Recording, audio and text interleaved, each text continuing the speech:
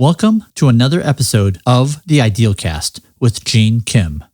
This episode is made possible with support from LaunchDarkly. Get total control of your code to ship quicker, reduce risk, and reclaim your nights and weekends. Head to launchdarkly.com to learn more. You're listening to the Idealcast with Gene Kim, brought to you by IT Revolution.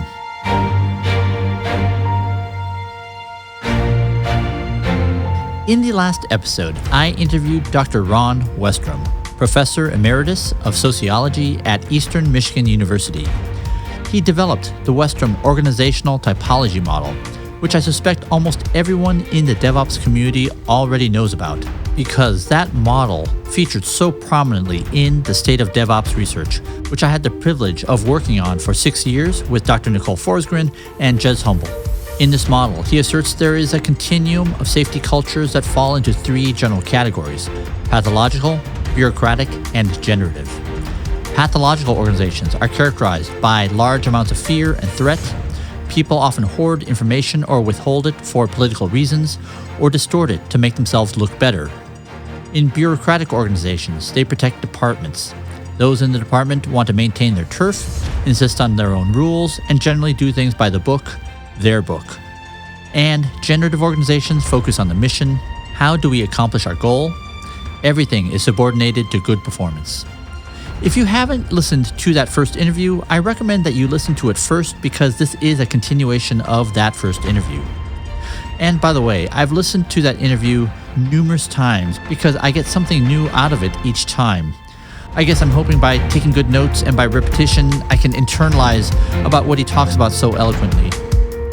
Okay, in this second interview, I get to explore with him so many topics, expounding upon the topics we discussed last time, such as why he thinks creating generative cultures is more important now than it was, say, 100 years ago, his observations on the ever-increasing number of functional specialties and just how long that's been going on, the challenges that arise from having matrixed organizations and tools to overcome those challenges. And we'll learn more about the book he's working on, which is all about information flow within organizations. As usual, I'll break in with some observations, and this time I'll also share some additional references that didn't make it into the last interview, as well as some corrections. Okay, let's start the second interview. I had told Dr. Westrum just how much I loved, even adored his book, Sidewinder: Creative Missile Development at China Lake. I was telling him that when I was in elementary and junior high school, I used to pore over books on airplanes, fighter jets, and missiles. I loved reading Hunt for Red October, and so it was so amazing to read his book, to learn about these famous missile programs described in such detail, and all the heroic efforts required to create them, and even the failed programs that never even made it into production. So many topics in that book will seem very familiar to anyone doing software development. So let's jump into that question right now. First off, Dr. Westrum, I know that in the last conversation that we had, I told you about just how much I loved that book. I adored it even, just because of how it really brought to life so many of these programs that I had read about in a very cursory way. One of the things that I especially loved was the fact that you contrasted the outcomes of the wildly successful Sidewinder project versus the first Sparrow missile program and the failed Falcon missile program. And I think what resonated so deeply with me was that, this Sidewinder program from 60 plus years ago validated so many of the key principles of Agile and DevOps, which in the case of Agile goes back, over 20 years. So right. I thought that the Sidewinder book showed how so many of those underlying principles are required to create outcomes, and it predates so much of what we think of in modern software development. So you spoke last time about the importance of generative cultures and the royal road to where it leads. It seems to me that now more than ever, generative cultures are needed in almost every domain. So can you speak to why this is the case? Why does it seem like generative cultures are more important now than, say, 100 years ago? Well, are they? I think I'm reading a book it's called Seas to Fire. It's about Lord Nelson and the Battle of Trafalgar. And basically, I think you could argue that Nelson had a generative culture. His band of brothers, that was the phrase he used.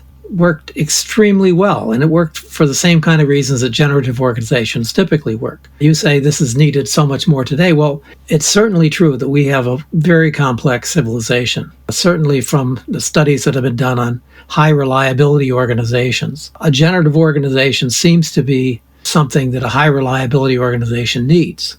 But there have always been high reliability organizations. I mean, think about building a bridge a couple hundred years ago. If you made a mistake, okay, there were severe consequences. So what is it about generative organizations that tend to keep you from making a mistake? And this goes to basically the heart of the sort of Westrum continuum and so forth. But it's all about basically providing an organization that uses all the information that it's got. And you need to think about that for a moment. Do you have an organization that is effective in utilizing all the information you've got? Well, obviously, in many cases, if we look at accident reports, which is what I used to spend a lot of time doing, accidents are often generated by a failure in information flow.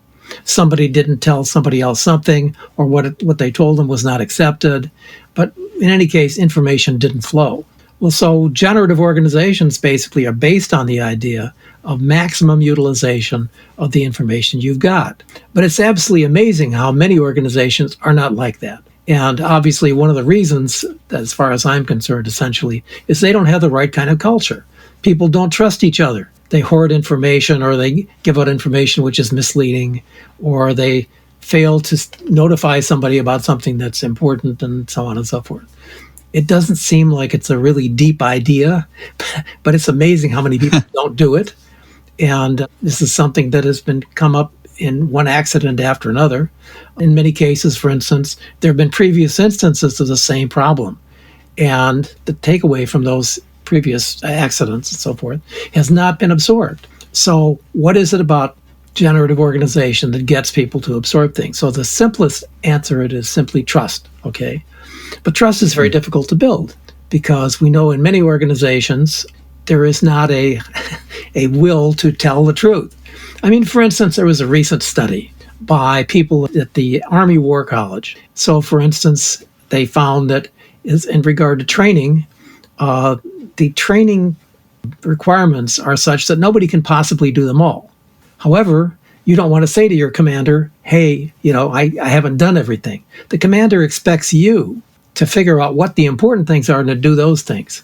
But you can't say that you haven't done the requirements because it's a bureaucratic organization. And what they discovered essentially is that the organization of the Army is such that people typically lie to the higher commanders above them. So here you've got a situation where basically people give out commands which other people below them can't carry out. And just a point of clarification, was this somewhat recent in the last decade, or was this like the post-Vietnam War? I mean, the interesting thing is, and I meant to communicate with the guys at the War College, but basically it is a standard problem in large organizations that people issue requirements which, number one, cannot be changed, and number two, essentially ask you to do something which is you really can't do. So what do you do? Do you lie? Yes, you lie because that seems to work. I mean, a perfect example of this was the Sidewinder guys, when they're having problems getting the qual chutes to work. They had a little harmonica, and the pilot blew into the harmonica. It would allow the missile to launch. And the problem, something that was built into the system, the radio bandwidth had been made too small. And so if you had the harmonica, you could warble a harmonica, and then the missile would launch. This sounds really crude, but that actually seemed to work. Now, of course, the thing is the people who did this couldn't say that they'd done it because, it's not operationally correct. But if they didn't do it, they couldn't have the qual chute. And there's lots of things like that in organizations where, unless you say that you're going to do something, you're in trouble. So you say you're going to do something which you can't do. And that's why you need to have trust, because if you have trust, somebody could say, well, hey, I really can't do that. So then you don't have to do it. Then you can get through. But people don't like to do that. People don't like to say to the commanding officer, hey, we couldn't do this requirement, because it's required. And to concretize that could be training standards. It could be a process checklist. It could be, requirements. It could be a safety checklist. A safety checklist. Yeah. Right. That could result in putting anyone or a frontline worker in a position where they essentially have to cheat or lie or essentially represent something that is actually impossible. I mean, for instance, when the Challenger was launched, there were some 200 things that they didn't do that they had to check off, which were necessary to, in principle, to be able to launch the shuttle. So they basically had to sign off on all these different things and so forth, some of which were critical and one of which in the end allowed the shuttle to be destroyed. But the basic structure of many organizations is so rigid that you can't get around these things. And if you don't have a generative structure which allows you some sort of bypass for whatever this is, then you're stuck. Right. You'll say you're going to do something which you can't do. And it seems like in this case, you're not suggesting bypass. You're actually suggesting some feedback into the process that allows the reshaping of the checklist to actually make it, genuinely effective in service of whatever the goal is. Absolutely. I mean, there's many cases where basically you got a bad software program. Let me take something from your realm here. You have a bad software program, but there's no way to get to whoever created the program and say, hey, this isn't working out for me. And quite often, if there is a sort of do this if it's not working for you, and you do that and it doesn't work for you, and so there's no way you can have this higher level discussion to comment on what's going on. Right. So when I hear bypass in my head, it goes into sort of a daily workaround or temporary workaround. And what you're suggesting is something deeper than that. The generative culture has to allow for the high fidelity information, bidirectional, that allows for creation of the appropriate checklist. Yes. I mean, I'll give you another example of this.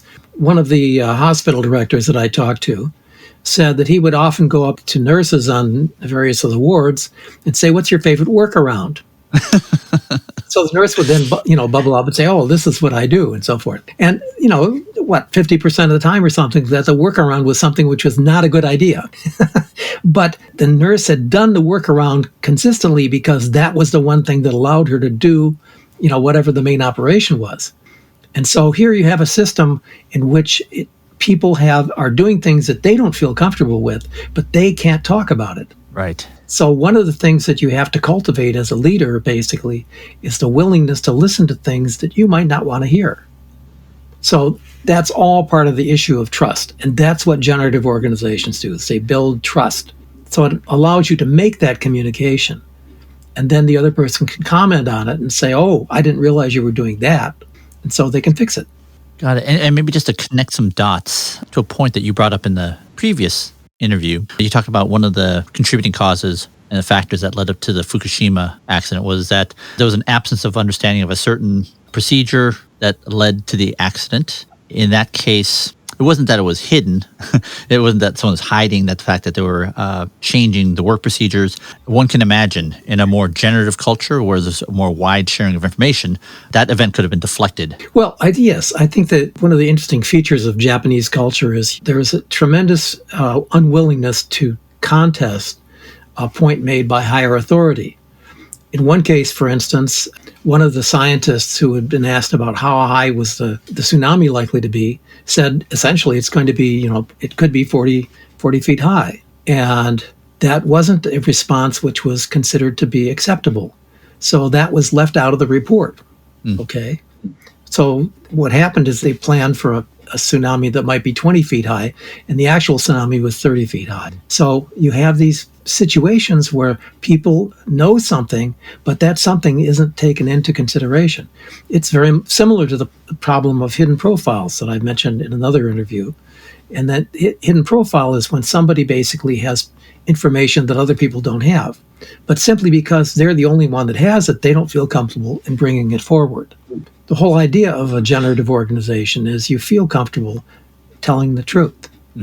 And the truth may be something that other people may have a difficulty with, but you bring it forward anyway.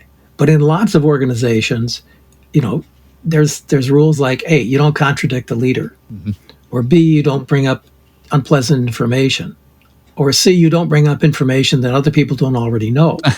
Right. So there's all these hazards to ordinary communications.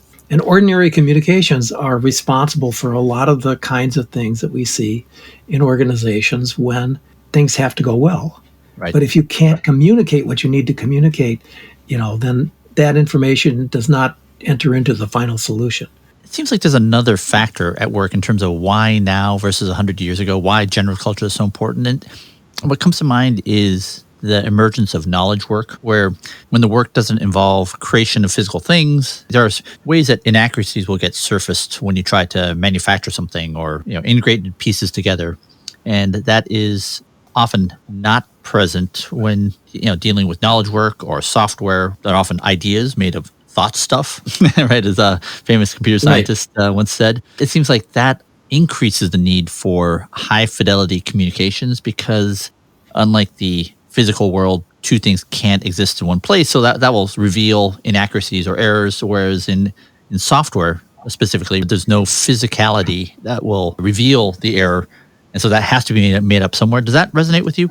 I think I'm getting your point. I think that the thing that I keep thinking of physical examples like the Citicorp building, where basically the building had been built in a different way than the original designer intended.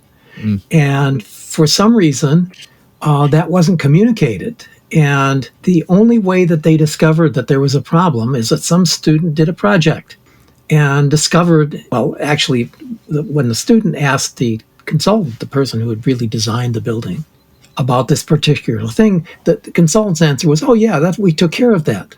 And then he had a second thought. And the second thought was, well, maybe we didn't take care of that. He said, I've got to make sure the building was built as I intended it was built.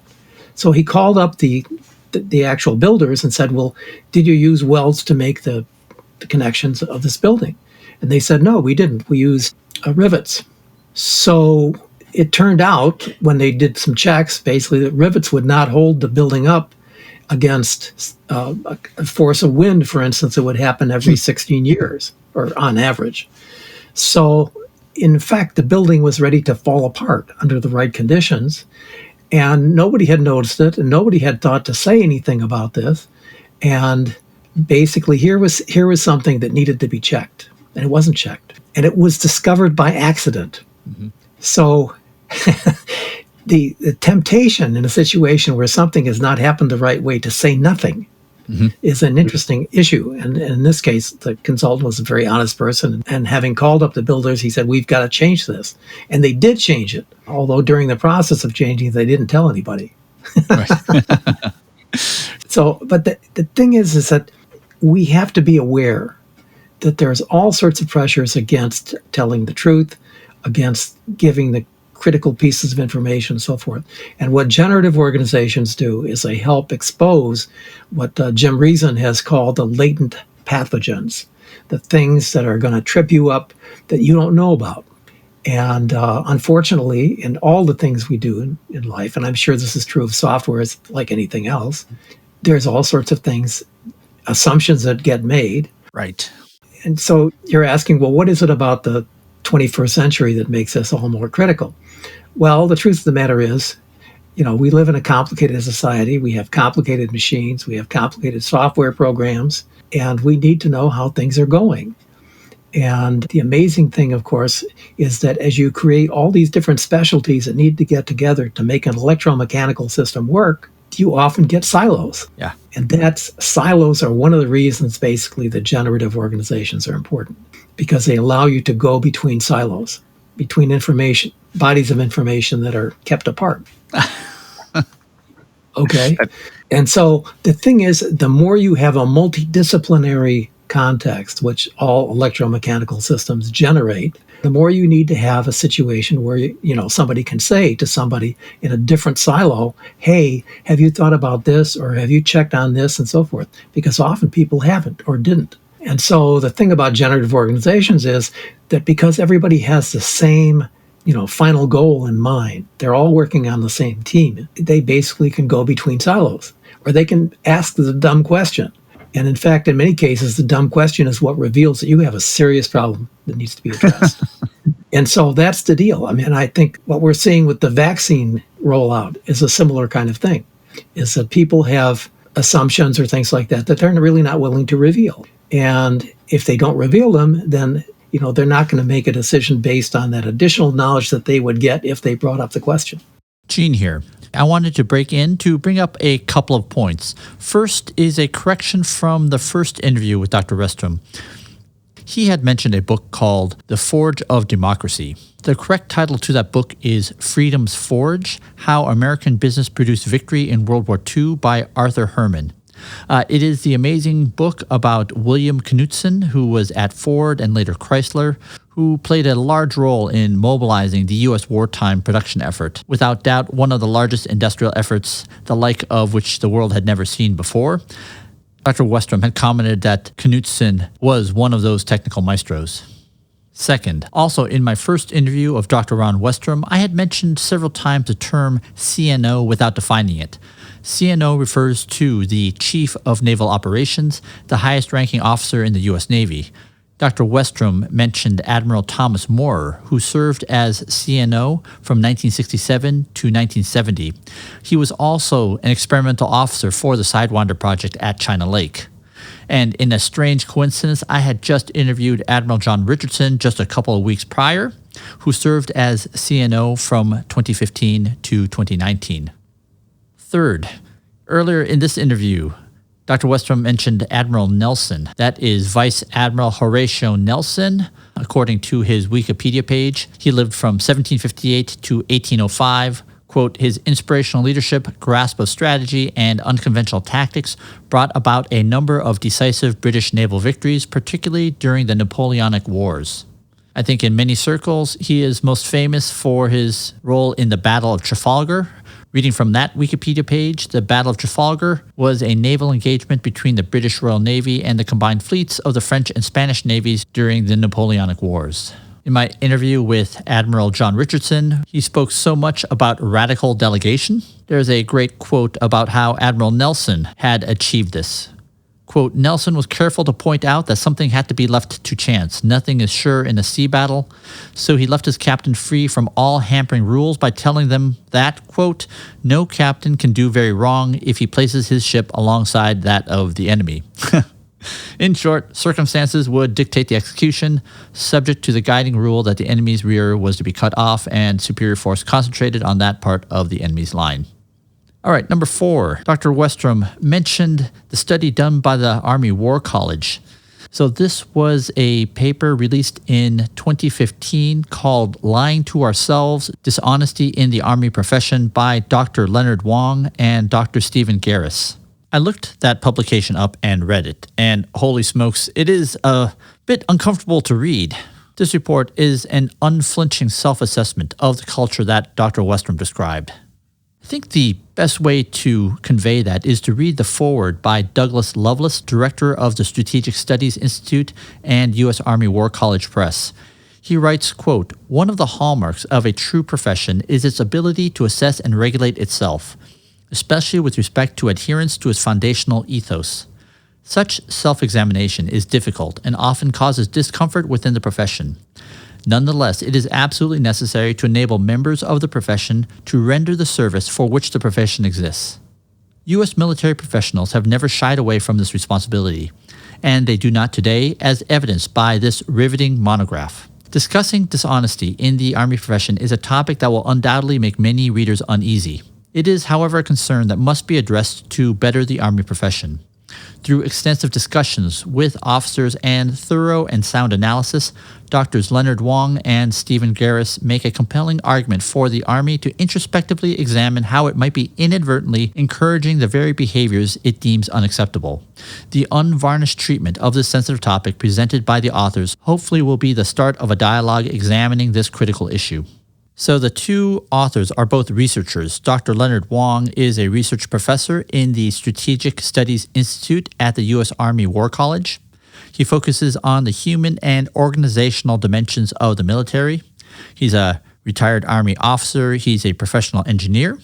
Dr. Stephen Garris is a professor of behavioral sciences in the Department of Command, Leadership, and Management at the U.S. Army War College, and his Ph.D. is in industrial and organizational psychology. It is a fascinating and uncomfortable read about what can happen in an organization when only certain types of information can flow upwards to senior leaders. Which gets to item number 4. I want to mention a book called The Generals, American Military Command from World War II to Today by Thomas E. Ricks. This is an astonishing book that has come up several times in previous episodes. It was actually recommended to me by my friend Brian Kroger, who helped create the Kessel Run project inside of the U.S. Air Force. I'm going to bring this book up later in the interview, but I'm going to leave 2 things with you now.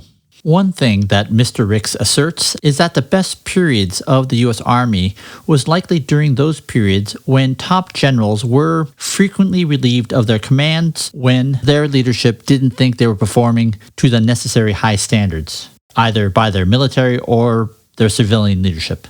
His observation is that this happens far less frequently now than, say, in World War II. The second point is that Mr. Ricks observes that during the Vietnam War, generals were very infrequently relieved of command, and makes a very good case that led to the conditions where the more senior the officer, the less they were trusted. I'll put a citation to this in the show notes. Which leads me to my last point, is that so much of what Dr. Westrum is talking about critical information flows and the need for lots of channels of information to exist very much in software as well. I'm reminded of the book, The Inmates Are Running the Asylum, Why High-Tech Products Drive Us Crazy and How to Restore the Sanity by Alan Cooper. I remember reading this book nearly 20 years ago. It was recommended to me after one of the worst moments of my professional career. It must have been around 2004, and a fellow engineer and we were watching a customer use our product for the very first time.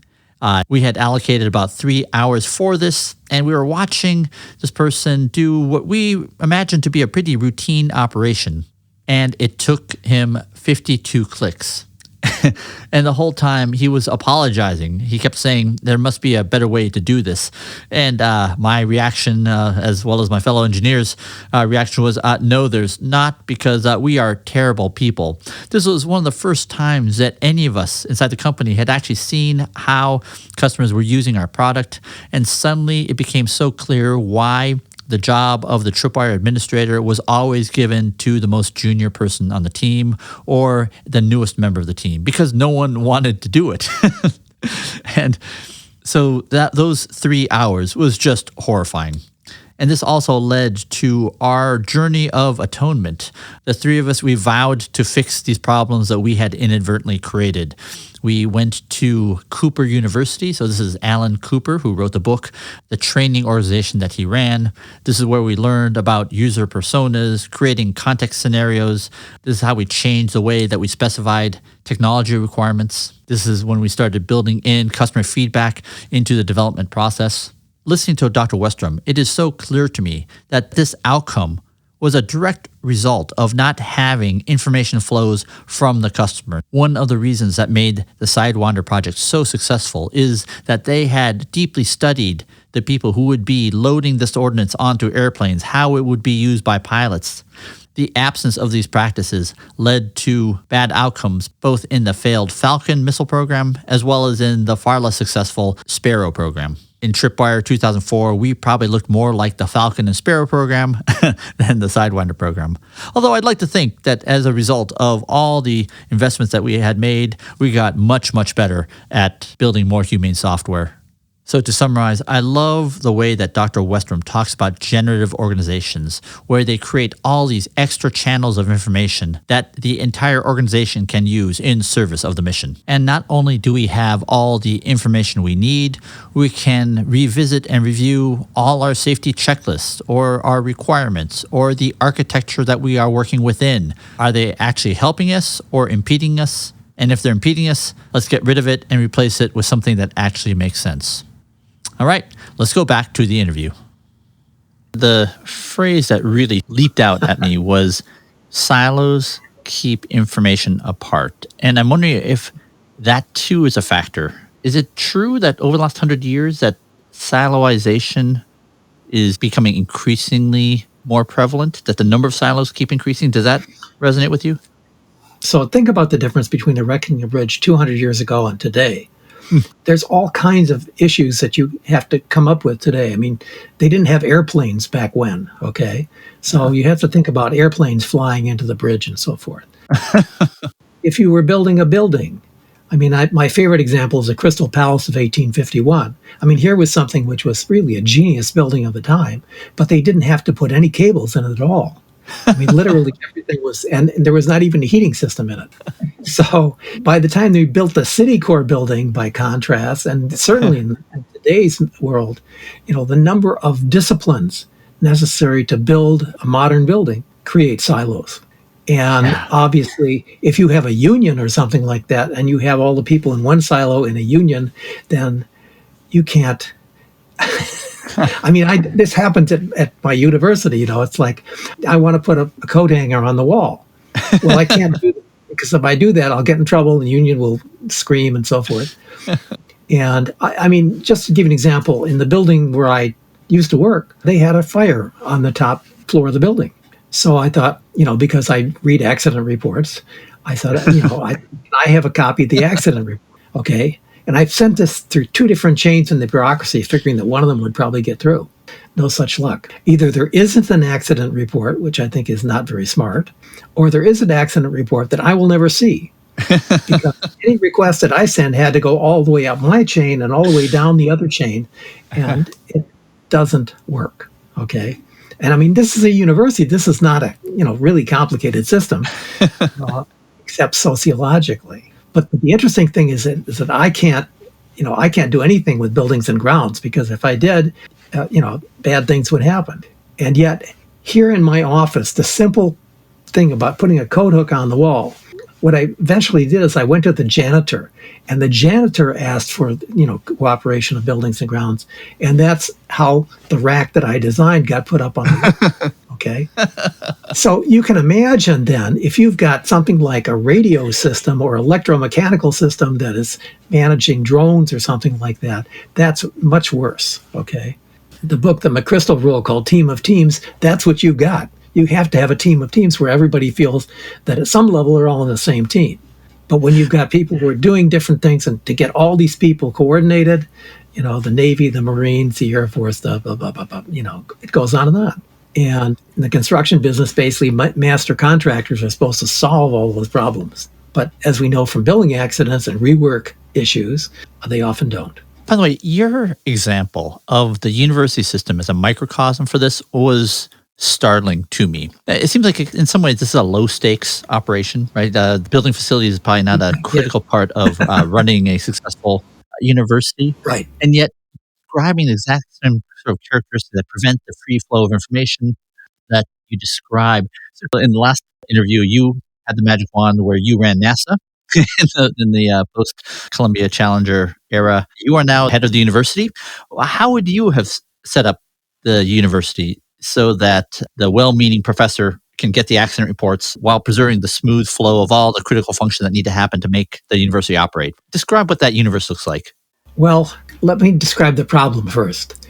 The problem is that basically my university has a pathological aspect, in the sense that they have a tremendous fear that their mistakes are going to be outed.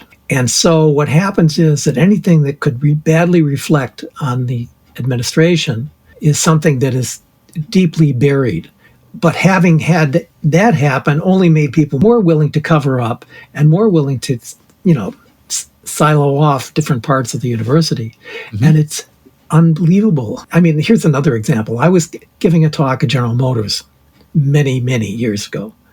And so, everything was going well and so forth, but the TV wasn't in quite, the thing that was doing the projection wasn't in quite the right position. So I got up out of my chair and moved toward the television. And about 12 people seized me and said, "You can't do that." Okay, because I was about to do something that the union people were supposed to do. And so built into the organization was an inability to cross the silo thing. I had to do this by the proper protocols. Mm-hmm. And it's so complicated that sometimes really terrible things can happen. In World War II, for instance, General Patton realized that some paratroopers that he was about to drop were going to get shot down by the Navy gunners. But the system was so complicated that he couldn't get out to the other ships that the paratroopers they were about to see were American paratroopers. And those paratroopers got shot down. And Patton gave up in the end trying to get the information through. Okay. Huh. Very sad instance and so forth. And there's lots of stuff like that. The military is full of catch-22s and other kinds of infelicities, let's say. But I'm not sure I responded to your original question. I think the truth is we live in a world today where it's easy to have silos. Yeah. And you think, well, hey, this is the 21st century. We're beyond that. We are not beyond that. So you are now in charge of the university. Congratulations. Can you at least describe in high-level terms, how would you organize the organization such that the professor could get an accident report in service of, the greater good of the university? Right. If I were in charge, I would do the things that are likely to get information to flow. Number one, if you say you're going to do something, you do it. Keeping promises is one of the basic things. This is not a high-level principle, but it's something that informs everything you do.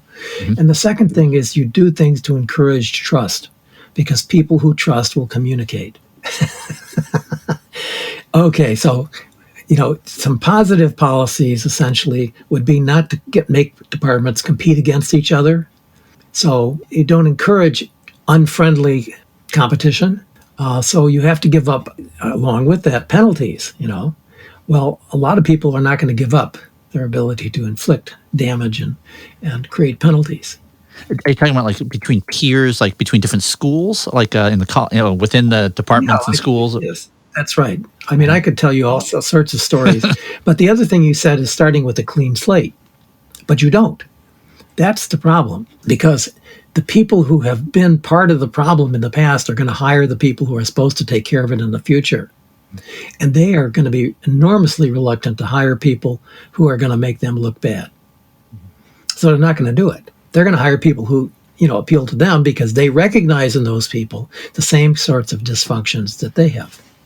By the way, you had mentioned discourage competition, and then we kind of mentioned the peers of departments, schools. I forget what the hierarchy is, but it seems like you also, in order to sort of make the necessary dynamic happen in terms of you being able to ask for accident reports, be able to hang up a coat hanger, that is not just the schools, it's also the infrastructure, facilities, they too need to be a part of that conversation. Otherwise, we're not going to reach that dynamic, this kind of ideal vision. I mean, let's take a more technological example. In building the Hubble telescope mirror, the technicians decided that they didn't want to talk to the engineers because they considered the engineers sort of intrusive. So they literally walled themselves off. And every time the engineers knocked on the door, they would turn up the music. So the consequence of this was that a very inadequate job was done of making the mirror perfect. So the mirror went into space in a flawed manner. Okay, I mean, the launch was flawless, but the mirror was damaged. I mean, it was wrongly manufactured. And the problem was that the technicians who did the manufacturing didn't realize the consequences of what they were doing because they wouldn't consult with the engineers. And we see this again and again in technological accidents. One of the Japanese nuclear accidents basically took place because the workforce was encouraged to experiment to make things more efficient. The problem was that the workers didn't have engineering knowledge, and they created a situation where you would have a subcritical mass or even a critical mass, and they didn't check it with the engineers. And so what happened was basically in the end, a couple people died because you had a radiation accident. And again, we see this sort of siloization and so forth. Yeah, what it reminds me of is, I remember seeing this, it was a Nova episode on supercarriers. It was like a 10-part series on, nuclear aircraft carriers. And there was a specific interview that I still remember. They interviewed a whole bunch of people in an aircraft carrier, what's your job? And I think they started with a fighter bomber pilot, and my job is to deliver ordnance onto the target. And they interviewed the cook, and they said, my job is to feed the pilots and the crew so that we can land ordnance on targets. That everyone knew kind of what their role was in the greater system. And what you're talking about there it seems like something similar. That despite the silos, there is a sense of a common mission, and even the quote back office infrastructure people know their place in the system. And what they do is in support of it. That's right. But the other thing is that built into the structure of the aircraft carrier's functioning is a willingness to always listen to the lowest man in the system, if it's or man or woman, that is, and respond to that person. So the air boss, who is the most important person in aviation on the carrier, is a person who will listen to anybody on the flight line who has a problem. And so what happens is that basically they get around the silos that you would otherwise have between the people essentially arming the planes or getting the planes ready and so forth, and the people who are managing the aviation itself. Because everybody realizes if you don't do this job right, either the pilot won't take off with the right equipment, or when the pilot is landing, there won't be adequate communication. And so what people have discovered about why you can have aircraft carrier landings that are safe is that everybody cooperates. Everybody's on the same page. And so literally the lowest guy on the flight line can call it a landing off if he sees something that is not right. It's sort of like, I think Toyota had one of these mechanisms in the system where the lowest guy on the line can pull a plug on whatever's going on if something's wrong. Well, that requires an enormous amount of trust. Yes. Okay. How do you get that trust? But yeah, the andon cord, where everyone's trained to pull the andon cord and is thanked as a result whenever they do one of the 3,500 andon cord pulls in a given day. So I love the fact that we're establishing that, yes, there are an ever-increasing number of specialties. And by the way, just for your amusement, 2 years ago, I learned that in hospitals, they had the hospitalist role. And even in the last couple of years, they created the nocturnist role, which is the hospitalist, but at night. So within the last couple of years, there was actually a creation of a new role. Right. It seems like what this suggests is that the role of functional organizations is getting larger. In other words, you do need a place where each one of these functional specialties can learn their craft, can hold standards. And it seems like the challenges are increasingly around integration of those functional specialties. So in the Sidewinder book, there was this phrase that you wrote: a matrix organization inevitably generates tension between the projects and its interdisciplinary departments. Yep. Functional departments deliver expertise, project groups deliver prototypes. And I love this one line: and both are likely to see themselves as primary. That's correct. They did. I absolutely love that. And then you write later, matrix organizations are inherently unstable that require utmost judgment from top management. So I was startled to see in one of our earlier correspondences, you had brought up team of teams, which you did again earlier, which I think is such an amazing example of this phenomenon where you have these functional specialties that must integrate in order to achieve the mission. Can you talk about why matrix organizations are fundamentally unstable and how do we cope with that inherent instability? Yes. Well, I mean, that's a good example of that is many years ago, I was told that essentially when McDonnell Douglas went to a matrix organization, they had problems that they didn't really know how to solve. And this is, obviously very important because it eventually became part of Boeing. And that same culture was carried over with consequences, which I think, we all know. So the thing about it is, again, this is a basic issue of trust. Everybody has to feel that they're on the same team. And that is very difficult to get because many things encourage you to deal with the people in your silo and to ignore basically what the consequences for the organization as a whole are likely to be. And this is especially true when you get people to compete against each other in a non-friendly way, which unfortunately is often what happens in organizations. And yes, and matrix organizations are very tricky. They were obviously too tricky for McDonnell Douglas, or at least this is what I was told.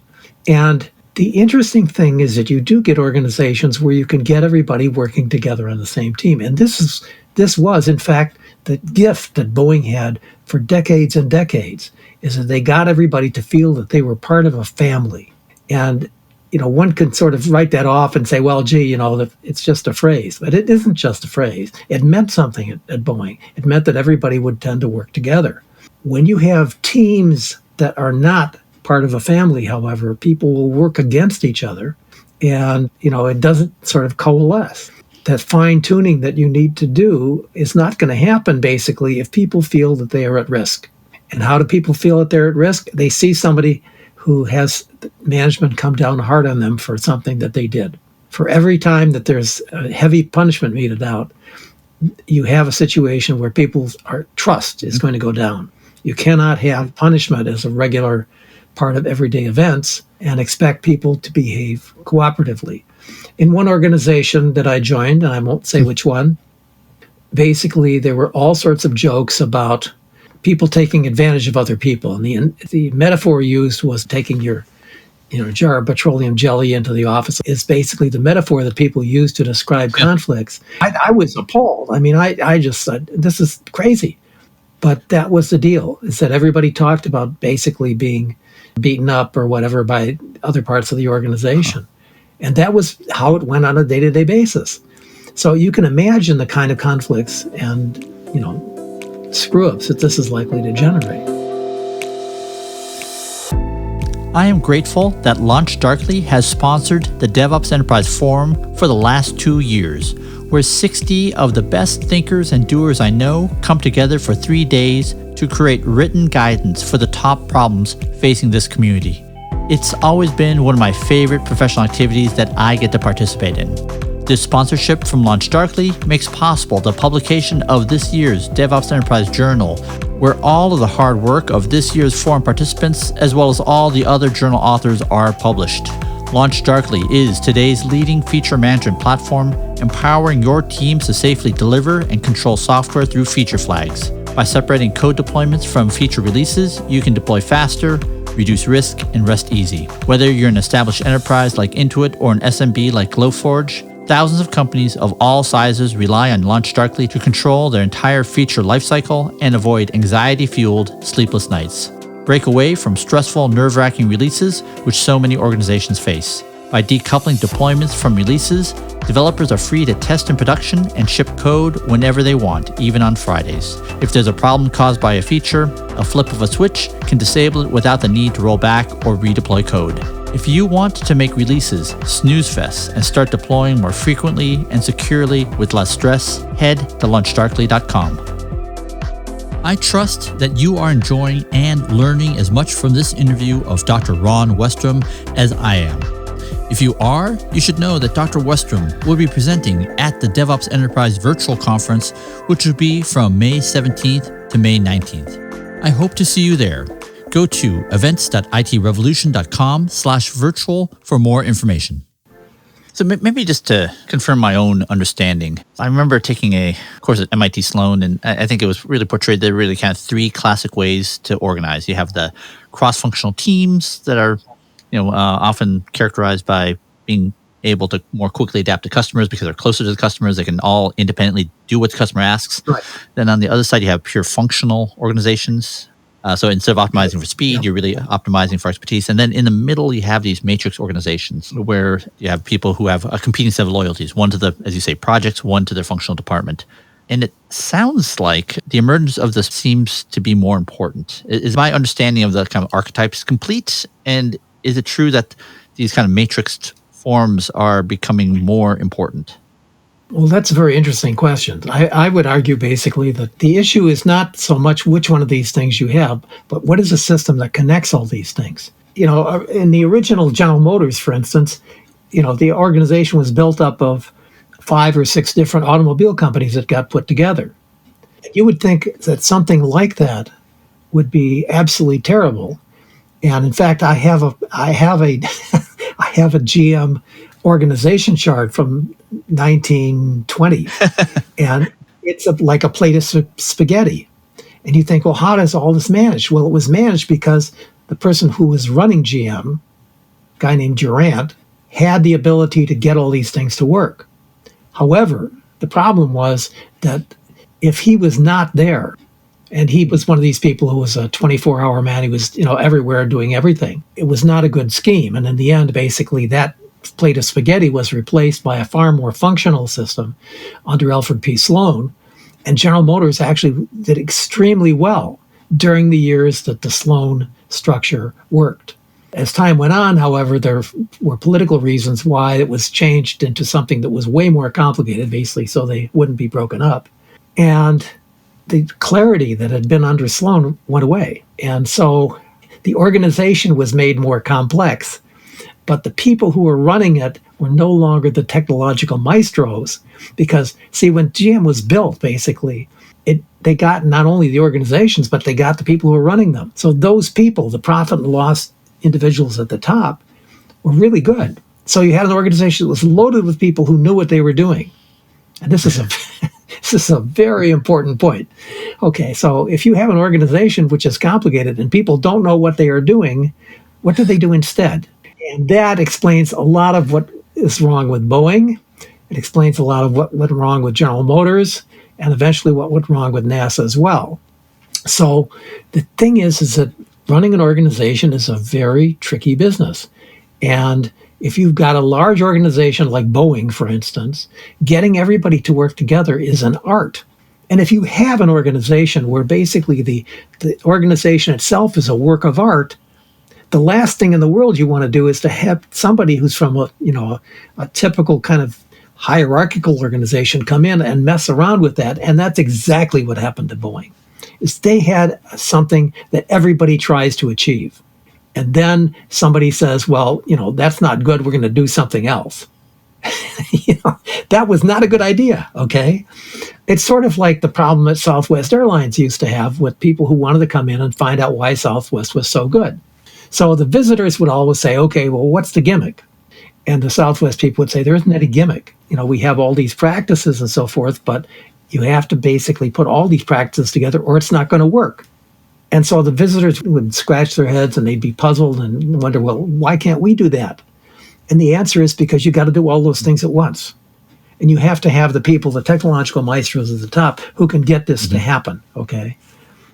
And so what happens when you try to take an organization that's a family, like Boeing was, and turn it into something else, it is not going to work as well.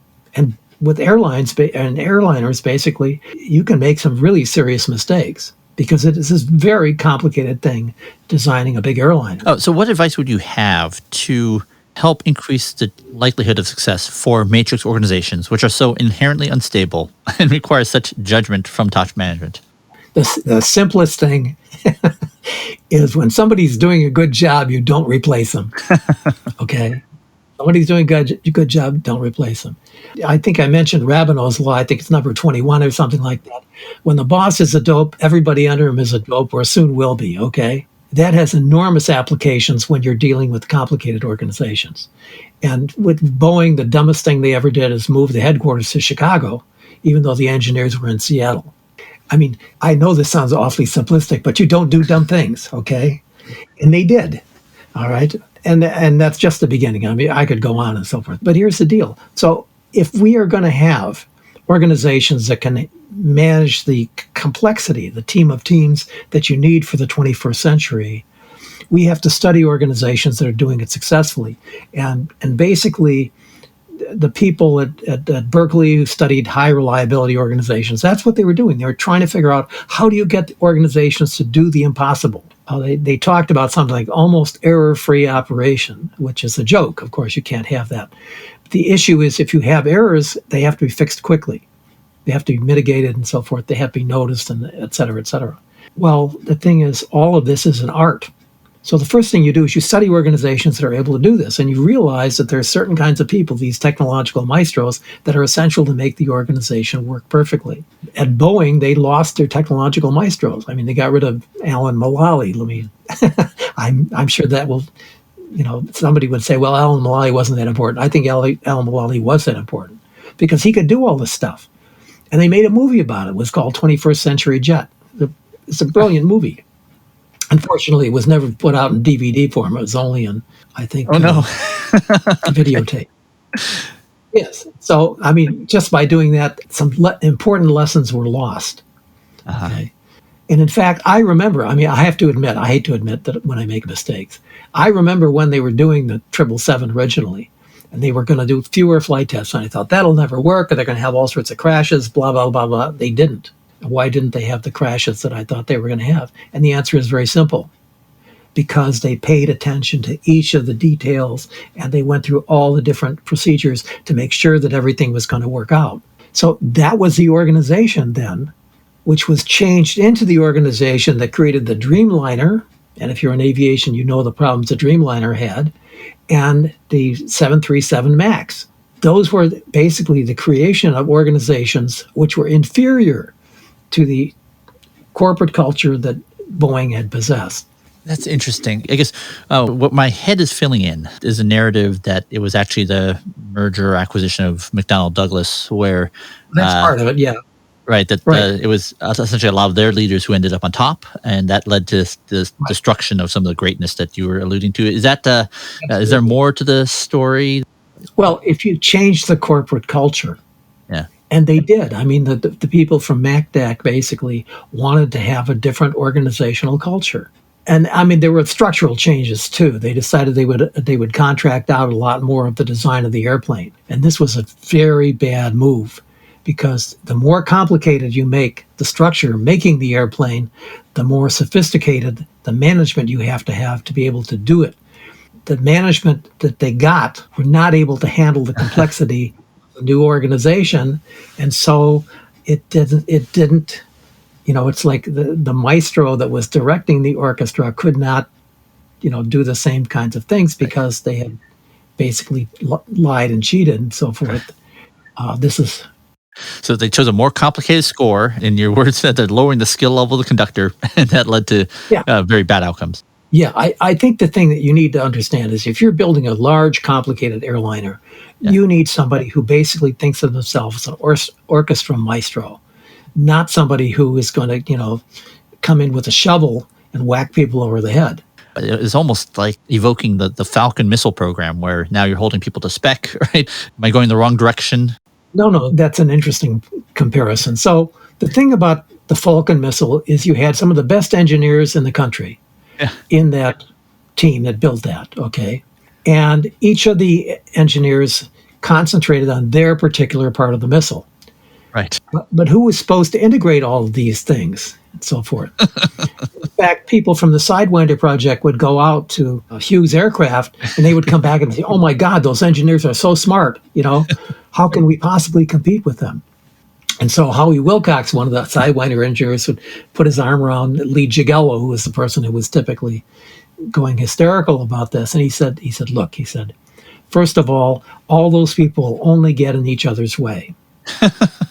Second of all, he said, we have a genius in Bill McLean who will basically figure out the answer to most problems, in 10 minutes. And the third is, we have a better design. So the Sidewinder team, which was small, was highly integrated. And they basically didn't make the kind of bad decisions that Hughes Aircraft made, even though Hughes had, as individuals, people who were probably superior to many of the Sidewinder people, but they didn't work together as a team. Right. That's interesting. That's a very interesting thing to connect, at least a strategy of Dreamliner, maybe 737 MAX. This is partly speculation and so forth. I'd want to characterize it as speculation. Absolutely. I mean, I'm speaking off the cuff here, so yeah, it's super great. It's super insightful. Gene here. Holy cow, I loved how Dr. Westrum described and characterized the story of Boeing acquiring McDonnell Douglas, and then somehow McDonnell Douglas replaces all of Boeing's top managers with their own leaders, essentially replacing the top conductor at Boeing with one who has less skill and who has just chosen to manage a more complex score. How heartbreaking. So Dr. Westrum had mentioned a Nova series called 21st Century Jet about the making of the 777 airliner at Boeing. The Boeing 777 program took 5,000 people and nearly 5 years to build. It's a 5-part series. That's 5 hours of a documentary describing the making of the 777 airliner in an attempt to beat Airbus, which had emerged as a very fearsome competitor. It's an amazing documentary because it focuses on two main characters at Boeing. There's Alan Mulally, the project manager for this $2 billion program that is a 777, and Philip Condit, who was Boeing CEO from 1992 to 2003. The 777 project would either make or break Boeing. They chose to launch this new aircraft in 1995, which was in the middle of an economic recession when airlines were going out of business left and right. United Airlines also features prominently in this story because they were their launch customer who helped underwrite some of the huge R&D costs for this program. There are so many things that I loved about this documentary. It's 5 hours long. It's hard to know which parts to pick. I will post a YouTube link in the show notes. If anyone knows how to watch these documentaries in a way where the creators actually get paid, please let me know, and I will put that revised link into the show notes as well. The first thing I'll note is this program they called, quote, Working Together. It was a new management method that attempted to reduce the effect of silos. It's an almost laughable name, but there's this terrific testimonial from someone who worked on the 757 and 767 program, who talked about how differently the 777 program was run. Despite the extremely tight and aggressive deadlines, teams didn't throw each other underneath the bus. Instead, there was a genuine integrated problem-solving dynamic that was obviously very new at Boeing. The second thing that I absolutely loved was the story of how they landed the deal with United Airlines. There's a scene where the CEO of United Airlines wrote up a letter that they had the entire Boeing team sign, committing that Boeing would work together with United Airlines as a partner to achieve their goals. The letter reads, Boeing 777 objective, United plus Boeing plus Pratt & Whitney. In order to launch on time a truly great airplane, we have a responsibility to work together to design, produce, and introduce an airplane that exceeds the expectation of flight crews, cabin crews, and maintenance and support teams, and ultimately our passengers and shippers. From day one, best dispatch reliability in the industry, greatest customer appeal in the industry, user-friendly and exemplary work. October 15th, 1990 in Chicago. Signed by Executive VP of Operations at United Airlines, Executive VP of Boeing Commercial Air Group, Executive VP at Pratt & Whitney, and Executive Vice President and General Manager of something at Boeing. This is so great. So they show a picture of this handwritten letter that was written by the CEO of United Airlines. And there's a scene of Alan Mulally describing this epic meeting to the entire 777 team, describing the promises they had made on behalf of the 777 project. It is amazing. And Alan Mulally then describes how they brought in Phil Condit, the CEO of Boeing, and had him sign it too. And apparently Philip Condit said, this is the new Boeing.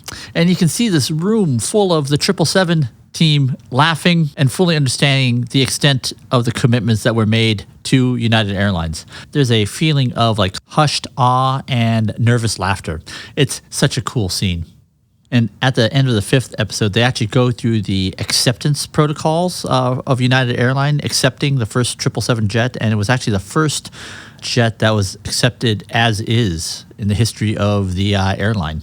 Super interesting. The third thing that I just thought was really remarkable was how Boeing won the ETOPS rating. So according to Wikipedia, ETOPS is short for Extended Range Twin Engine Operations Performance Standards.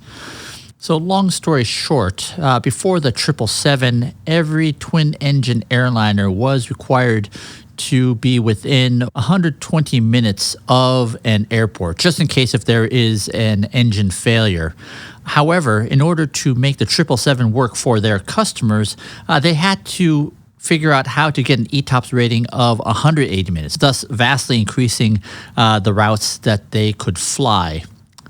What was astonishing was how Boeing worked with the regulators to satisfy their biggest concerns. They went to the most conservative groups. It was actually the Airline Pilot Union, who arguably had the most at stake. They represented the pilots who wanted to make sure that they weren't going to be flying an airplane that wouldn't be safe to fly outside of 180 minutes from an airport. So the Boeing team went to the pilot union and asked what would it take for them to be confident that they could fly with an 180-minute ETOPS limit. And they based their entire testing program around that.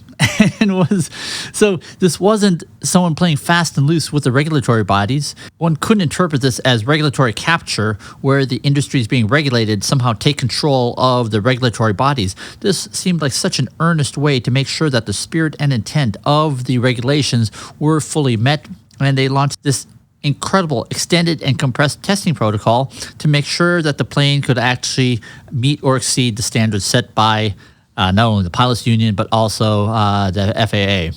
To me, it just demonstrated the creativity of the 777 team, not just to build this incredible airplane, but to make sure that it satisfied all regulatory concerns. The last thing I'll mention is Alan Mulally. Dr. Westrum mentioned Alan Mulally as the technical maestro that made the 777 possible. From his Wikipedia page, Alan Mulally was the executive vice president of Boeing and the CEO of Boeing Commercial Airplanes. He began his career with Boeing as an engineer in 1969 and was largely credited with their resurgence against Airbus in the mid-2000s. In 2015, Mulally was inducted into the International Air and Space Hall of Fame at the San Diego Air and Space Museum. Following the forced resignation of CEOs Phil Condit in 2003 and Harry Stonecipher in 2005, he was from McDonnell Douglas, Mulally was considered one of the leading internal candidates for the CEO position. However, when Mulally was passed over in both instances, questions were raised about whether he would remain at the company. And he was then recruited to join Ford as their CEO. When automotive industry analysts asked, how are you going to tackle something as complex and unfamiliar as the auto business when Ford is in such tough financial shape? Mulally responded, an automobile has about 10,000 moving parts. An airplane has 2 million parts and has to stay up in the air all the time. Alan Mulally was widely applauded for his work at Ford. In 2006, he had Ford borrow over $23.6 billion by mortgaging all of Ford's assets to, quote, provide a cushion to protect for a recession or an unexpected event. In the 2007 financial crisis, Ford was the only one of the Detroit Three that did not ask for a government loan. So Dr. Westrum is speaking at DevOps Enterprise, and his talk is on culture, and he presents an expanded version of this analysis of the culture change at Boeing, and it is absolutely fascinating. Okay, back to the interview. You said something really interesting in the last interview, and you said, when I asked you why the Sidewinder project, you said you thought there were lessons learned. In fact, you said the generative culture really came from a thought experiment about like how do R&D organizations work? What is really required? Let me tell you something that I didn't tell you, but which is important to understand. So where did the culture that China Lake had that led to the Sidewinder come from? And the answer is it came from World War II. In World War II, there was an organization which nobody speaks about anymore called OSRD, the Office of Scientific Research and Development. And all the laboratories of the OSRD basically had a similar kind of motivation and a similar kind of operational code. And that code was basically very much similar to the skunk works that Lockheed created in developing its jet planes. And so the issue was basically you had people like Jack Rabineau who said, you know, it was okay to do whatever you thought was good as long as you did it on your spare time, which began at 9 a.m. in the morning and ended at 5 o'clock at night. Okay. So the deal is that OSRD had a remarkable way of doing projects so that they would be done quickly, rapidly, and that the people who knew what they were doing were given the latitude to do them that way.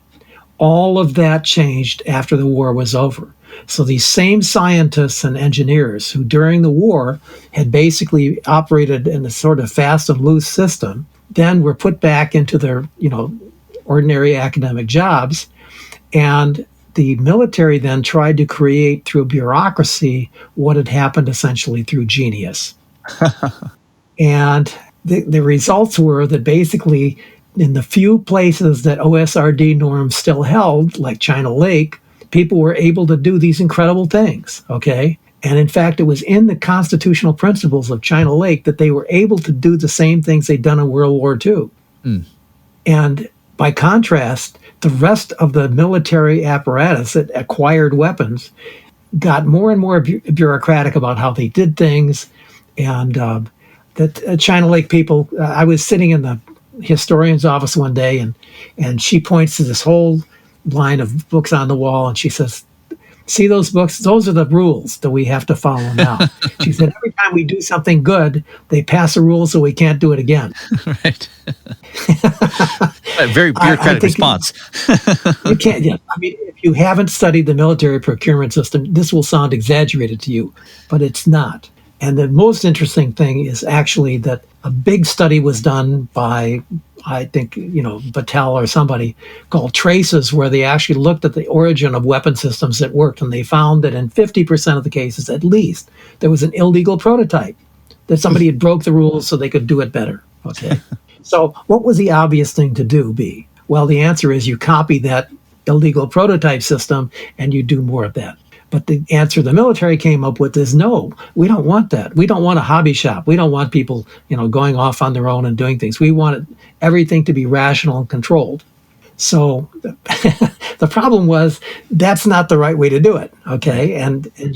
If you've ever seen the Pentagon Wars or other movies about, stuff that we acquired that we shouldn't have or didn't work or whatever, those are stories basically where they did it the company way.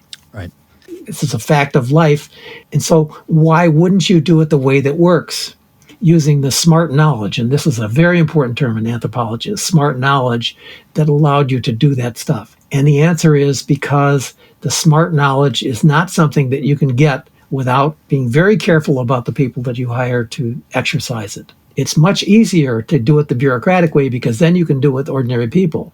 But the results you get will not be the same. Right. Because like the Lockheed Skunk Works, they can do things other people didn't do. And the reason is because they basically cut back on the rules that they needed to use to do the process, and they concentrated on the outcome.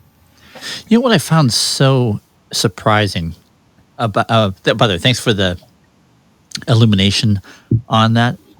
And yet it doesn't reduce at all my surprise that you said that the generative characteristics came from an ideal R&D culture. So my question is, how do you bridge the world of R&D where, so much of the work is uncertain, often work is being done for the first time, to the world of operations? And I know that, you've already went there, right? You described team of teams, which is primarily in the domain of operations. So how do you... Absolutely. Right. And so in the operations management world, they use the words kind of design, operate, improve. How do you kind of make the steps to go from, okay, it worked for R&D, it will also work in the higher tempo domain of, quote, operations? Okay. So the people who've been doing the work on high reliability organizations have bridged that gap by studying people who manage aircraft carrier landings or nuclear power operations or in many cases, chemical process things. You had Steve come in and talk about Alcoa. It's a perfect example of this, okay? Mm-hmm. So the thing about these high reliability organizations is they do things other people don't do.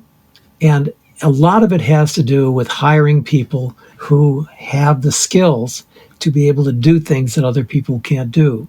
And you cannot compromise on the people that you hire. And that means, by the way, that they have to be hired by people who can recognize these skills, okay? So this is why the university that I work for has such problems, because the people who typically do the hiring do not hire people who are going to make them look bad. But in many cases, it is the people who are better than you are the people you want to hire. So how do you get people to do that? Well, that's a really good question. Okay. I mean, I think... I've been reading this book on the building of the Empire State Building. And so here is an instance of people hiring somebody who is really, really smart. This guy Sterrett, who was the chief engineer, was an absolutely brilliant guy. So the problem is that, when you've got people like this, Tesla, what's his name? Elon Musk? Yeah, Elon Musk. So here's the guy who basically is one of these people. Are you going to manage somebody like that? How do you manage somebody like that? And the answer is you don't. It's like hitching your wagon to a super horse. So most of us are scared about what would happen if we do this. But the fact is that it's people like this who frequently develop the things that other people can't or don't or won't. So the technological maestro is a person who ought to be studied. In fact, I've often thought, we ought to write a book on it because, technological maestros are so important in terms of getting these systems to work. But they don't grow on trees. And I'm not sure how they do grow. I mean, I think this is a very interesting question. Do they teach each other, for instance? They recognize each other. So really, you have to think about if you've got people who can do the job, they'll hire other people who can do the job. But if you have people who are not going to be able to do the job, they're going to hire people who are going to make them not feel intimidated. Right. The Rabineau's law, one of Rabineau's laws, which I love. Absolutely. By the way, for what it's worth, the notion of technical maestro and the corollaries of what happens when you have a dope at the top was one of the most astonishing, startling insights I've heard in years. So thank you so much for that. So what I'm hearing is that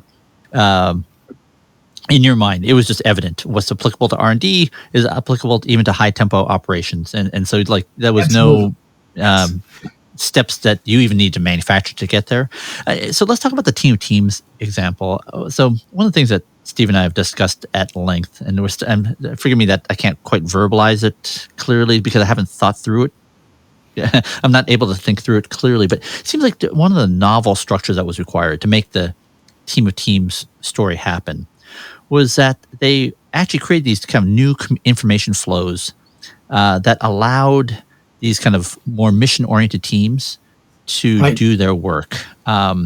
So maybe to kind of steal the Kahneman Tversky language of thinking fast and slow, at the highest levels, so many activities still look the same. Objective setting, resource allocation, at the geography level or the country level, that still happened at the top. But then they seem to have created these other information flows and structures that allowed for much quicker, more dynamic conversations to happen at the lower levels. For example, they were able to trade air transport to get from here to there. They were able to trade capacity on information surveillance platforms. They were able to transact with each other, whether it was men, materials, and so forth, or information. There's this kind of famous daily 90-minute phone call that happened every day, 365 days a year, where information was being shared across the organization, very different than you would see in a typical hierarchical organization. Can you react to that? Does that resonate with your own experience in terms of these novel structures that are created to facilitate information flow, and that this is kind of fast? These are, in the same way that Kahneman and Tversky say, this is a new fast path that's activated to allow for these different ways of working? Well, it all depends on trust. Yeah. I mean, I think this is one of the kinds of things. So you have to have the confidence in yourself, basically, to subject, the team that you're running to essentially the dominance of the important fact over personality, over departmental prerequisites and things like that. And so the thing is that, it takes somebody like McChrystal. Here's a person who is likely to be in a traditional organization a problem because he speaks his mind, and even though he's accepted essentially the military structure, and it's really astounding to read his memoir of his experience so forth, but he is a person who has absolute faith in himself. Well, if you have that faith, you have a humility toward essentially what's going on. And so if you have that necessary humility, you can do the cooperation with other people, because you don't have to win every contest. You don't have to be the one that comes up with the idea. That's the dominant idea. And this is the tremendous difference between the person who's simply a bully and the person who's a maestro. The maestro is willing to recognize the idea if somebody else has it. And Wernher von Braun was exactly that kind of person. If you look at what led to our going to the moon using the lunar orbital system that we got, the LOR they call it. Right. The whole thing basically was something that, in a sense, it was a big discussion that Wernher von Braun was managing the discussion, but he didn't have to have the right answer. All he had to do is recognize the right answer. And that requires a level of self-confidence, which many managers do not have, okay? So I think that, the other thing is, it's not surprising eventually that McChrystal got into trouble, as did David Petraeus, because they were people who basically were able to conceive of these very complicated things and figured out how to get them to work. At the beginning of World War II, General Marshall went through the list of generals, and he crossed off a lot of people because he knew they couldn't hack it. Crossed off, I think, hundreds of generals. And he said, these people will never be able to do the job. Okay? Well, how did Marshall, first of all, have the knowledge to do this? And the answer is he'd been training these people basically for the last 20 years. And he knew everybody. So, but the other thing is basically people recognized that Marshall knew what he was doing. And that's why he went from being, I think, a brigadier general at the beginning of World War II to a 4-star general at the end, because they recognized that he had these unbelievable abilities to do things that other people could not do. So I think it would be interesting to reflect on Steve Jobs as an example of somebody like this, who both, was a great leader of other people, but also in the end became kind of a problem for the organization. Gene here. Dr. Westrum mentioned General George C. Marshall both in this interview and in the first interview. I had asked him, what is General Marshall a maestro of? And he responded, of being a general. But after doing some research, it occurs to me that he was a maestro of much, much more. So in the book The Generals, which I mentioned earlier by Thomas E. Ricks, the first third of the book seems to be written about General Marshall and how his work so much influenced and contributed to the U.S. victory in World War II. But then I remembered hearing this NPR Planet Money episode on the Marshall Plan. And in fact, General Marshall's impact there is maybe even bigger than in World War II. So I'll put a link to that in the show notes. Here's some notes I took after reviewing that transcript. So after World War II, Europe was in chaos. Over 50 million Europeans were homeless. People were starving. The entire continent was desperate for basics like wheat and milk, also coal, tractors, and railroad lines. General George Marshall wanted to retire, but then is asked by President Truman to become his Secretary of State. And so the first big question is, what do you do with Germany? So I'm quoting, up until this point, America still thought of Germany as the enemy. President Roosevelt's Secretary of the Treasury, Henry Morgenthau, believed that the policy should be to deindustrialize Germany, literally to, quote, turn it into pasture land and take out all of its industrial power and push it out, which is what victors typically did for thousands of years. But Marshall's stance was essentially that Europe is broke, it needs help. If it doesn't get aid, things are going to get uglier. So the Marshall Plan rebuilt Germany, but that money also convinced France to let a rebuilt Germany exist. It created a Western bloc united against communism that would lead directly to the European Union. George Marshall wins the Nobel Peace Prize for this work. The Marshall Plan ultimately cost American taxpayers $13.2 billion. So adjusted in today's dollars, that would be $150 billion. But that actually understates the number because our economy is so much bigger now. Quote, a better yardstick would be to compare against GDP. The Marshall Plan amounted to 5% of GDP. So that would be nearly $1 trillion today. The Marshall Plan wasn't just about cleaning up the ruins of a past war. It was about starting a new one. Oh, holy cow.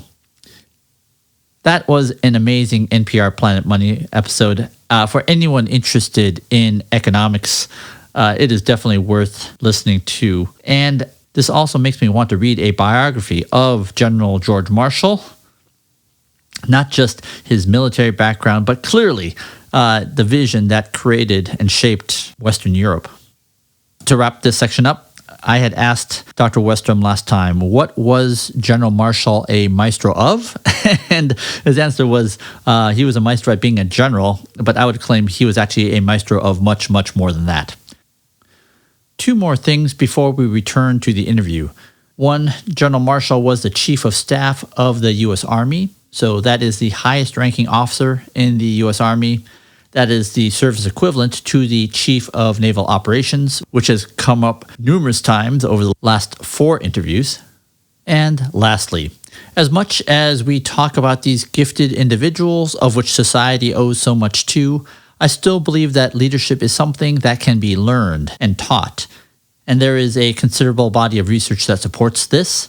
such as the Transformational Leadership Instrument, which showed up in the 2015 State of DevOps Research. So while there may be aspects of these technical maestros that are innate, even they cannot do it alone. So we need leaders who can combine these skills and gifts of these technical maestros with the ability to harness the full creative potential of the entire organization to achieve increasingly complex and difficult goals. Okay, with that, back to the interview. Yeah, it just occurred to me as you were talking what those kind of structures are. Right? In fact, I'm going to read the famous organizational typology model. These are all those things I had mentioned in the team's context are specific examples of how information is actively sought and shared. These are specific ways that teams and functional groups bridge, and these are mechanisms of which new ideas are injected into the organization. Can you describe other mechanisms you've seen in terms of novel ways that these high trust, high reliability, high functioning, high performing teams work? What are these kind of structures that don't show up in the other ones? Well, what are the ones that delight you? If you read both of the books on the Navy, It's Your Ship and Turning the Ship Around and so forth, and you look at other studies which are less well known about generative organizations, what you find is that, first of all, people tend to create a high trust level first. They will do things that let the people at the working level know that they are respected, that the management has confidence in them. And this is often the case for people who in the past may not have been the best performers, okay? So it requires a tremendous level of confidence to be able to give these people the power to do essentially something that in the past they have not been very capable of doing. So creating confidence in the workforce is one of the first steps that you see in terms of creating a generative organization. Because when people have the self-confidence that comes from getting better at what they do, and when they're recognized, and this is a very important principle, is that when people have organizational justice, if they do something that's good, the people on top recognize it, okay? The worst thing in the world is to have the wrong guy given the prize for something that somebody else did, because, that's going to destroy the confidence of the people in the organization. So you have to be the kind of leader who listens, who goes down into the spaces where people are and finds out what they're doing, who really knows what's going on and makes decisions based on a real deep technical or socio-technical knowledge, and not the sort of flair or making it up or, just basically an undue pride. There was one of the classic things basically was a guy who was managing automobile companies and so forth, and they gave him the worst performing factory. So the first thing that he did basically is he created new lockers for the men and got the lockers painted and so forth. And these are the people who in the past had not been doing a very good job. But when they saw that he was interested in them, then they saw that he was willing to give them the benefit of the doubt. They then wanted to perform for him. Yeah. And that's, when you get people who want to perform for the top guy or gal and so forth, that's 50% of the way right there, okay? And there was a case where basically on a project similar to Sidewinder, they were doing this test in the middle of the night in the desert, and the wind was howling and so forth. And one of the guys says, I think the boss should be here. And the guy says, yeah, he should be here. So they called him up at home, and he was late, it was 2 a.m, okay. And so the boss actually went out to the place where these guys were building this missile and so forth, and he worked with them until they got the thing right. And after that, there was no problem with, people lacking confidence, because they knew he had confidence in them and they had confidence in him. It's building trust. And that trust is something that you cannot break. If you break the trust, if you don't do what you say you're going to do, or if you say something that obviously is not true, the trust goes away. And can you give some concrete examples that you've seen, not from the very top, but like how the groups actually interact with each other? What are the novel things that you've seen happen kind of at these lower levels? Oh, the most common thing is the basic cooperation, that people will train other people to do the stuff that they can do. So when workers cooperate it it breaks down the walls between the workers if somebody says, well, I can see a better way that you do this. I mean, there was a hospital, for instance, where that was the basis of their improving their ability to do cardiac surgery.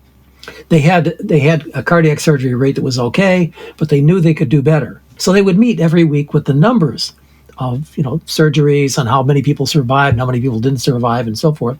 And every week they would sit down with the numbers and they would go over this stuff and so forth. And surgeons would go and watch other surgeons operate to learn better techniques from the people around them. Okay.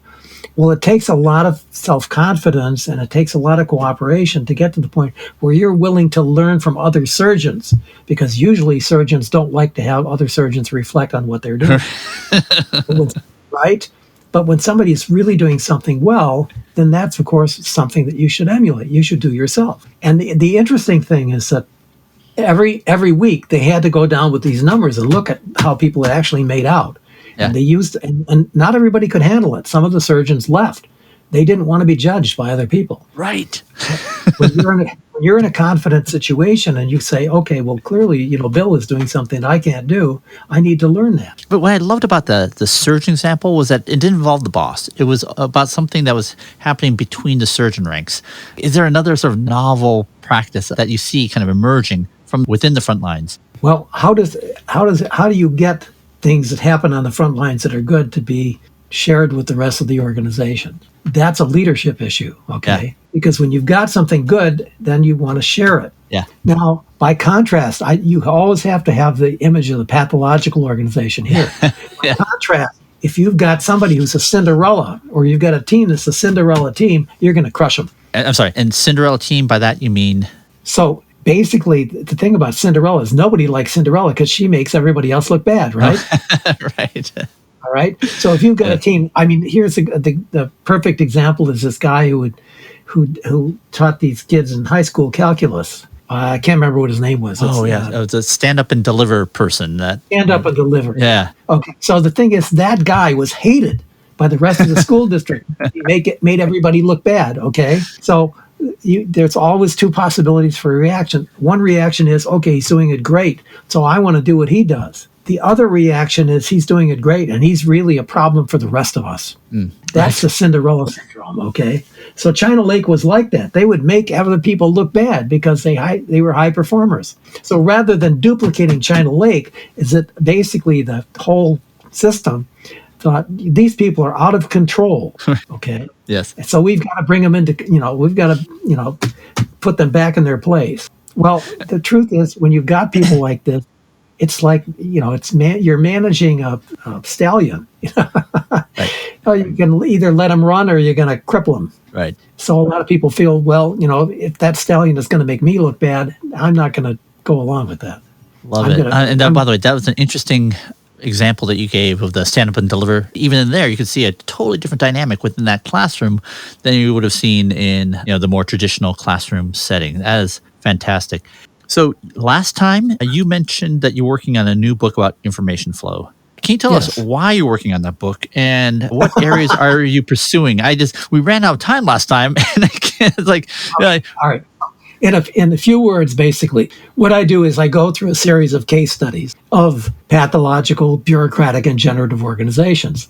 And so the thing is that you'd like to say, well, hey, all pathological organizations are alike. You can generalize and so forth, and all bureaucratic organizations are alike and so forth. It's not that simple. Is that what you've got is a family of different responses that turn out to be pathological or generative or bureaucratic. And so what I do is I look at some examples in detail. For instance, in the generative area, I look at Southwest Airlines, which everybody would recognize as a generative organization. And I look at the Mayo Clinic. Okay? So the Mayo Clinic is one of these things where you thought, oh my God, this is so, praise to the skies, so it can't be that good. So the more you get into it, the more you realize it is that good. Okay, so what is it that makes it that good? Well, fortunately, the Mayo Clinic has a book on, lessons from the Mayo Clinic and, so forth. But the truth is that most organizations are not going to do it for the same reason that the people go to Southwest and they say, well, this is fantastic. What's the gimmick? And the bad news is there is no gimmick. You've got to go through all the stuff that we go through. Otherwise, you're not going to get an organization that performs like we do. So the thing is, you can have any number of visitors and so forth, and it's amazing how people go to Mayo Clinic and they come back and it's like they got religion. Okay, well, why would they not? It is done really well. I'm sure the same thing is true of the Cleveland Clinic and so forth. I know less about it, and it doesn't have the biographers and historians that Mayo does, but that's the deal. So by the same token, there are things that typically are pathological. We see lots of examples. I'm not going to go through them at the moment because we can't go into them in detail. But suffice it to say, you've got organizations where you have bosses who basically make people feel terrible. You know, I mean, I learned about them originally because one of my students said that his father used to go to work at such and such a place, and he would get sick on the way to work. That's a pathological organization. Mm-hmm. By the same token, you have bureaucratic organizations where everything is basically done by the book or somebody's book, and it's perfectly okay for certain applications. A bureaucracy is a good I mean, if you look at the vaccine rollout thing and so forth, in many cases, you've got really good bureaucracies. If you look at the recent presidential election we had, the fact is that basically bureaucratic organizations were the people who made that organization work because they did it, by the book. Well, the truth is there's lots of things that you can do by the book. You're talking about the execution of the vote count? Absolutely. Right. Yes. So, I mean, here were ordinary people, and I emphasize this, ordinary people, but they did the right thing. They did it by the numbers and so forth, and that worked, okay?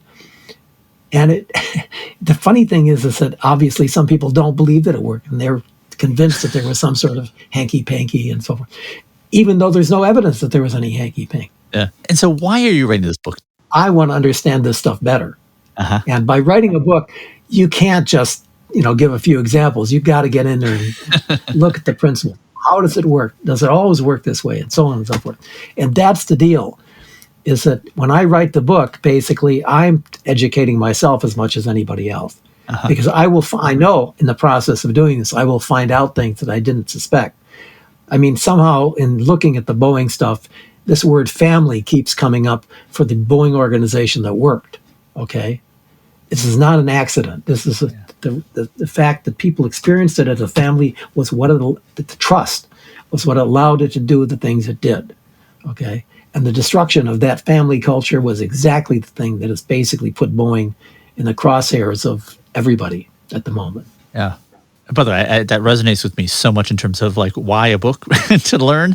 What is another surprise that genuinely surprised you as you delved more deeply into these specific examples or the generative? Well, I think that the thing that astonished me the most, essentially, was realizing that places like China Lake were not necessarily created by accident. I mean, China Lake borrowed a culture that had worked in World War II. Yeah. And the organization went out of its way to maintain that culture in peacetime. So here's an important point, is that a lot of times these things aren't some mysterious. I think what Tom Peters' great mistake was, is that he always saw that the high performers were people who sort of did things in a weird and different way and so forth. But the thing is, Peters should have known better than that, because it was from Peters that I learned about this study on Navy captains, which showed that typically the captains who were the top people in the surface fleet all tended to practice in a very similar way. Not the same way, but very similar way. And so Peters should have taken that and said, okay, look, here's the answer. The answer is basically there are commonalities. But he never got to that point. It was like, it was always like everybody was doing something that was typically different and you couldn't copy it and so forth. The fact is you can copy it. That's the deal, is that there's things they're a common principle. It is to find those common principles that I'm writing this book. Oh, that's awesome. And maybe just to forgive Tom Peters, one of the giants on whose shoulders so much other work was based upon, right? So, right. Oh, very good. I want to make sure I convey this. And so we've now spent probably 5+ hours together, and it's just amazing listening to these recordings. And it is as dazzling listening to the recordings as it is talking with you. So hopefully that conveys to what extent I'm just truly enjoying every interaction we have, and as well as how much I'm learning from it. Oh, it's great. I think DevOps has done a wonderful job of pursuing this stuff. Wonderful. Anything I can do for you in the meantime? You have, Gene. What exactly is that, if you don't mind me asking? Well, DevOps took my ideas seriously, and they put them into effect. And I think that the Puppet Labs thing is a perfect example of that. I think this is the first serious empirical test of my ideas. I'm delighted to know that they worked out. It doesn't always happen that way. The funny thing about theorists, by the way, this is an interesting insight. Gene here. Oh no, I lost a little piece of that recording. we had a hilarious discussion about the theorists and the experimentalists, the people who do theory building versus those who do the work of theory testing. I can't wait to tell Dr. Nicole Forsgren about just how much fun we had talking about that. Okay. Back to the interview where I ask Dr. Westrum how people can reach him and what in particular he would love people to reach out to him about. Dr. Westrum, I cannot overstate how much I've learned in these 2 interviews. How can people reach you, and what do you want people to reach you about? Well, the interesting thing is that I've been reached by people in India, for instance, who were interested in things that were happening there. I've been reached by people in Japan. And basically it's just, write me at EMU or Eastern Michigan University, or, using my site on Facebook and so forth. I'm happy to talk to people who have an example that they think is really good. And I've learned, by the way, about many of the things that I talk about by other people saying, well, you need to look at this and you need to look at that.